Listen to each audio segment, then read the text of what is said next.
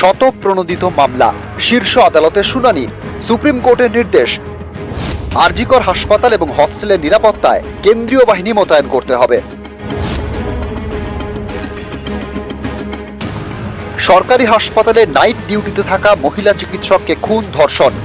9 August হাসপাতাল থেকে দেহ উদ্ধার হয়। তারপর থেকেই দেশ জুড়ে তোলপাড়। এই ঘটনার তদন্তের মাঝেই গত 14 আগস্ট মাঝরাতে আর.জি. করের ভেতরে ঢুকে ভাঙচুর চালানো হয়। চিকিৎসককে খুন ধর্ষণের পর থেকেই আন্দোলনে নামেন ডাক্তার এবং ডাক্তারি পড়ুয়ারা।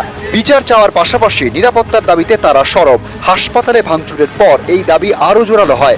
এরই মাঝে শতপ্রণোদিত মামলা করে সুপ্রিম কোর্ট। মঙ্গলবার সেই মামলার শুনানিতে প্রধান বিচারপতি ডি.ওয়াই চন্দ্রচূড়ের বেঞ্চের নির্দেশ, আর.জি. কর হাসপাতাল এবং হস্টেলের নিরাপত্তায় কেন্দ্রীয় বাহিনী মোতায়েন করতে হবে। পর্যাপ্ত বাহিনী মোতায়েন করবে কেন্দ্র। সিআইএসএফ এবং সিআরপিএফ 2 বাহিনী মোতায়েন করা যেতে পারে। কখন কোন বাহিনী মোতায়েন করা হবে সেটা কেন্দ্রের সিদ্ধান্ত। 9 আগস্ট আর.জি. করের সেমিনার হল থেকে উদ্ধার হয় মহিলা চিকিৎসকের দেহ। এড়িয়ে প্রধান বিচারপতি বলেন, অপরাধের নৃশংসতায় দেশ স্তম্ভিত। চিকিৎসকদের সুরক্ষা নিশ্চিত করতে পদক্ষেপ করতে হবে।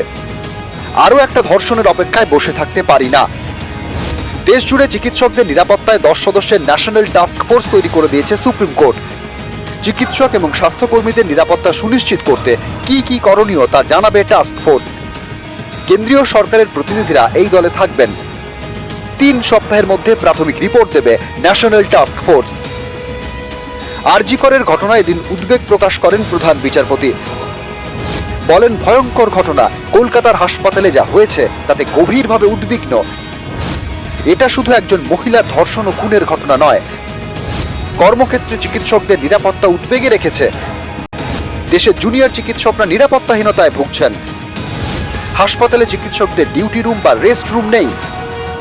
তাদের টানা 36 ঘন্টা কাজ করতে হচ্ছে। নিরাপদ কর্মক্ষেত্র তৈরি করা দরকার। কর্মক্ষেত্রে মহিলারা নিরাপত্তা না পেলে সেটা তাদের মৌলিক সাম্যের অধিকার থেকে বঞ্চিত করা। প্রধান বিচারপতি এদিন জানতে চান, অপরাধ জানার পরেও অধ্যক্ষ কেন তা আত্মহত্যা বলে চালানোর চেষ্টা করলেন। রাজ্যের আইনজীবী কপিল সিব্বল তখন বলেন, একথা সত্য নয়, অস্বাভাবিক মৃত্যুর মামলা রুজু করা হয়েছিল।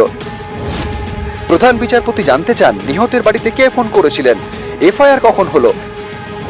কপিল সিব্বল বলেন, শুক্রবার রাত 11:45-এ এফআইআর হয়। এতে বিস্ময় প্রকাশ করে প্রধান বিচারপতি বলেন, রাত 8:30টায় পরিবারের হাতে দেহ তুলে দেওয়া হয়েছে, আর রাত 11:45-এ পরিবারের অভিযোগের ভিত্তিতে এফআইআর। এরকম কেন হলো? খুনের সময় নিহতের পরিবার ঘটনাস্থলে ছিল না, তাহলে তখন হাসপাতাল কর্তৃপক্ষ কেন এফআইআর করেনি? কেন্দ্রের আইনজীবী তুষার মেহতা বলেন, মহিলা চিকিৎসকের দেহ নিয়ে পশুর মতো ব্যবহার করা হয়েছে। রাজ্য জুড়ে আইন শৃঙ্খলা রক্ষা ব্যর্থ হচ্ছে। রাজ্যের ডিজিপিকে সরাতে হবে। রাজ্যে থাকা অন্য কোনো ডিজিকে দায়িত্ব দিক আদালত। পাল্টা কপিল সিব্বল বলেন, কলকাতা পুলিশ রাজ্যের ডিজিপির আওতায় পড়ে না, তাহলে কেন রাজ্যের আইন শৃঙ্খলা নিয়ে প্রশ্ন তোলা হচ্ছে? তখন প্রধান বিচারপতি রাজ্যের আইনজীবীর কাছে জানতে চান, অধ্যক্ষ নিয়ে কি করছেন? চিকিৎসক খুনের ঘটনায় তাঁর ভূমিকা নিয়ে যখন প্রশ্ন উঠছে, তখন তাকে কেন অন্য মেডিকেল কলেজের অধ্যক্ষ পদে নিয়োগ করা হলো? আগামী বৃহস্পতিবার এই মামলার পরবর্তী শুনানি। সেদিন সিবিআই থেকে স্ট্যাটাস রিপোর্টও তলব করেছে আদালত। গত 14 আগস্ট রাতে আর.জি. করে হামলা চালায় বহিরাগতরা। রীতিমতো তাণ্ডব চলে। একাধিক পুলিশ কর্মী জখম হন। এ নিয়ে বিচারপতি জে.বি. পারদিওয়ালা বলেন, ভাঙচুর ঠেকাতে না পেরে হাসপাতালে কর্মীদের কাছে নিরাপত্তা চেয়েছে পুলিশ। এই পুলিশ নির্যাতিতার পরিবার বা হাসপাতালকে কিভাবে নিরাপত্তা দেবে? এই তত্ত্বেই আর.জি. করের নিরাপত্তায় আধা সেনা মোতায়েনের নির্দেশ দিয়েছে সুপ্রিম কোর্ট।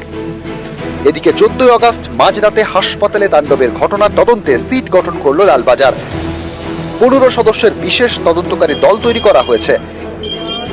নিউজ 18 বাংলা।